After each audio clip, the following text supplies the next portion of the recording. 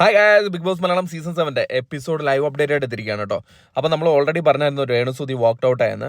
എന്തായാലും ഇന്നത്തെ എപ്പിസോഡ് കണ്ടിട്ട് എനിക്കത് വാക്ക്ഡ് ഔട്ട് ആണോ അതോ എവിക്റ്റഡ് ആണോ എന്നൊന്നും ഒരു പിടുത്തവും കിട്ടുന്നില്ല.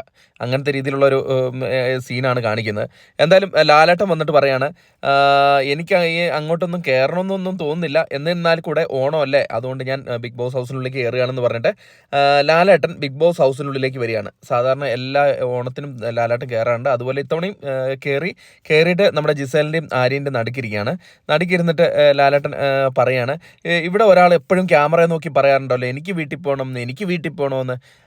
എന്തായാലും ഞങ്ങൾ ആരെയും പിടിച്ചു വെക്കില്ല, അവർക്ക് ഇഷ്ടമുണ്ടെങ്കിൽ അവർക്ക് പോകാം എന്ന് പറഞ്ഞിട്ട് ലാലേട്ടൻ രേണുവിൻ്റെ അടുത്ത് പറയുന്നത്. ആരാ അങ്ങനെ പോകണമെന്ന് പറഞ്ഞാൽ രേണു അല്ലേ, എന്നാൽ വാ രേണു എന്ന് പറഞ്ഞിട്ട് രേണുവിനെയും കൂട്ടിക്കൊണ്ട് പോകുന്ന സീനാണ് കാണിക്കുന്നത്. വാക്ക്ഡ് ഔട്ട് തന്നെയാണ്, അത് എവിക്ഷൻ ആകാൻ ചാൻസ് ഇല്ല. എന്തായാലും അങ്ങനെ നമ്മൾ പറഞ്ഞ പോലെ തന്നെ രേണു വാക്ക്ഡ് ഔട്ടായി. കുറേ പേര് പറഞ്ഞു ഞാൻ പറയുന്നത് ഫേക്ക് ആണെന്നൊക്കെ. എന്തായാലും അത് സംഭവിച്ചു കഴിഞ്ഞു.